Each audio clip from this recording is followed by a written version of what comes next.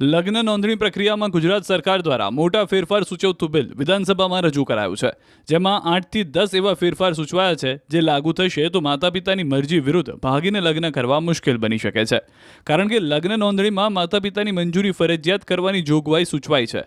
એટલું જ નહીં, વરવધુ લગ્ન નોંધણી માટે અરજી કરશે કે તરત જ માતા પિતાને જાણ થશે. જો માતા પિતાને વાંધો હોય તો રજૂઆત કરી શકશે. જો કે માતા પિતા કોઈ દબાણ કરીને, હેરાન કરીને કોઈ પણ કામ નહીં કરાવી શકે. સૂચિત નવી લગ્ન પદ્ધતિમાં લગ્ન નોંધણી માટે બંને પક્ષકાર અને 2 સાક્ષીઓની સહીથી અરજી કરવાની રહેશે. વળી લગ્ન નોંધણીની સત્તા હવે તલાટીની નહીં પરંતુ તાલુકા સ્તરે રહેલા તેની ઉપરી અધિકારી પાસે રહેશે. જો કે ગ્રામ્ય સ્તરે લગ્ન નોંધણીની અરજી તલાટી જ સ્વીકારશે અને પછી ઉપરી અધિકારીને મોકલવાની જવાબદારી તલાટીની રહેશે.